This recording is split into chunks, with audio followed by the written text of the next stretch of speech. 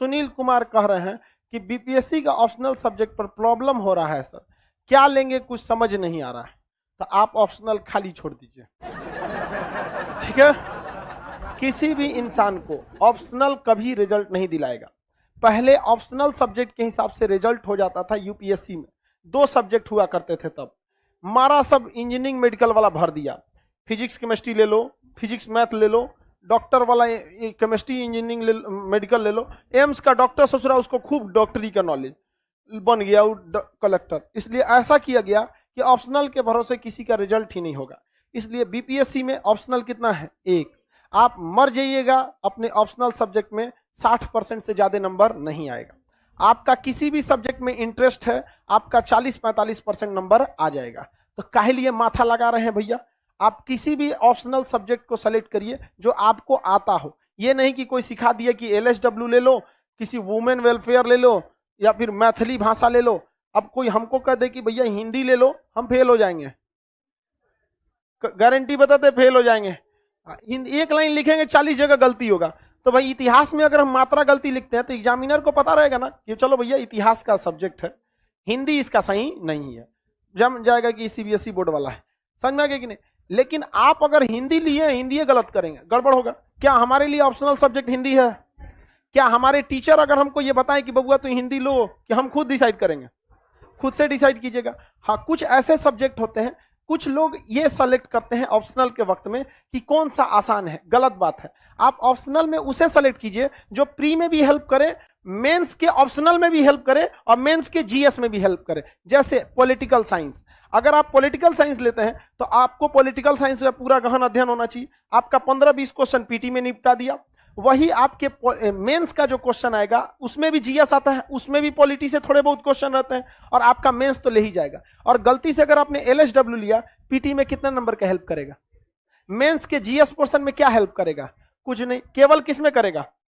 Optional में। और optional में आप मर जाइए, मैथ भी लीजिएगा ना, मर जाइएगा तब वो 60% नहीं आ सकता है। ऑप्शनल में 40 से 45% ही नंबर आते हैं, चाहे जो भी पास किया हो। आपका नंबर 40 से 50% के बीच में ही घूमेगा। इसलिए ऐसे सब्जेक्ट लीजिए। ज्योग्राफी थोड़ा बड़ा है, लेकिन एक लंबा पोर्शन आपका पीटी में कवर करेगा, आपको अलग से नहीं मिलना। आप एंथ्रोपोलॉजी ले लेंगे, क्या हेल्प करेगा आपका? एक आध क्वेश्चन थोड़ा सा हल्का सा मैच करेगा आपका बायोलॉजी सेक्शन से, वो आपका एंथ्रो। इसलिए कभी इस सब चीज पे नहीं जाइए, शॉर्टकट तरीके से मत भागिए। यहाँ पर एलएसडब्ल्यू ले लेंगे, कौन का पढ़, कब पता है कि एलएसडब्ल्यू में पढ़ना कौन चीज है? तो जीरो से ना शुरू करना है रे बकलोलवा। हिस्ट्री पता है ना, थोड़ा 20% से शुरू करना है। जाना कितना परसेंट पे है? 50%। कितना परसेंट हिस्ट्री लेगा तो तोरा कितना मेहनत करना पड़ेगा? 30%। 20% तो जनबे करते हो लो, है कि नहीं? एलएसडब्ल्यू में पूरा उमच के 50%।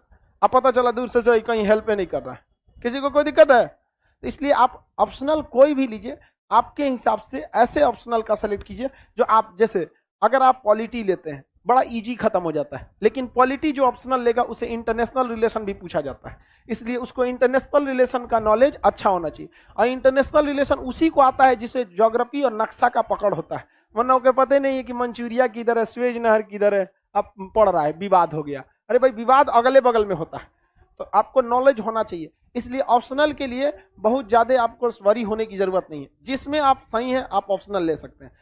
पॉलिटी के साथ एक दिक्कत है, आपको इंटरनेशनल रिलेशन पड़ेगा। हिस्ट्री के साथ एक दिक्कत है, लेंदी है। ज्योग्राफी के साथ नक्शा का होना चाहिए। सबके साथ कुछ अच्छाई है तो कुछ खराबी है, लेकिन हाँ, फेमिलियर सब्जेक्ट लीजिए, ज्यादा इजी रहेगा।